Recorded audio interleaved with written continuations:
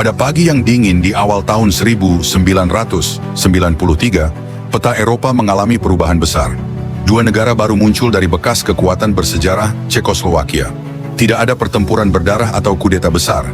Namun sejarah Eropa kembali mencatat satu lagi perpecahan damai yang sangat jarang terjadi. Pada 1 Januari 1993, dunia menyaksikan kelahiran dua bangsa yang berbeda, Ceko dan Slovakia. Awal mula perpecahan.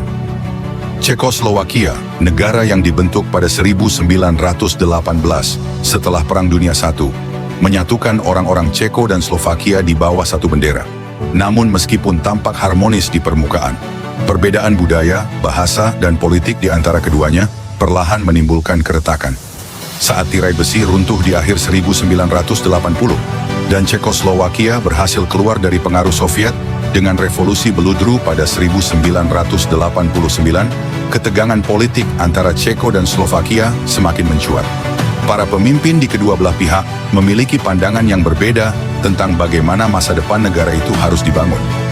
Ceko yang lebih maju secara ekonomi merasa bahwa mereka menanggung beban lebih besar dalam menyokong ekonomi bersama. Di sisi lain, Slovakia merasa kurang dihargai dan diabaikan dalam pengambilan keputusan nasional. Jalan menuju pembubaran. Meskipun ada upaya untuk menjaga persatuan, perpecahan tak terelakkan. Pada pertengahan tahun 1992, pemerintah federal Cekoslowakia sudah mulai bernegosiasi mengenai pemisahan negara tersebut. Václav Klaus, Perdana Menteri Ceko saat itu, dan Vladimir Mečiar, Perdana Menteri Slovakia, menyepakati sebuah rencana damai.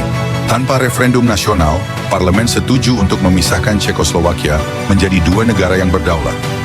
Momen bersejarah, 1 Januari 1993. Tepat pada pukul tengah malam, 1 Januari 1993, Ceko dan Slovakia resmi berdiri sebagai negara yang merdeka dan berdaulat. Bendera Cekoslowakia diturunkan untuk terakhir kalinya, dan bendera nasional masing-masing negara mulai berkibar di atas gedung-gedung pemerintahan mereka. Proses transisi berjalan cukup mulus.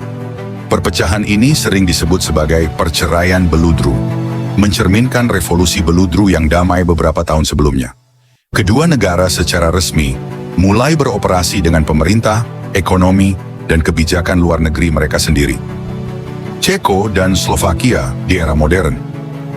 Sejak perpecahan, baik Ceko maupun Slovakia berhasil menapaki jalur sukses mereka masing-masing. Ceko dengan ibu kota Praha yang kaya sejarah dan arsitektur megah menjadi pusat wisata dan ekonomi Eropa Tengah.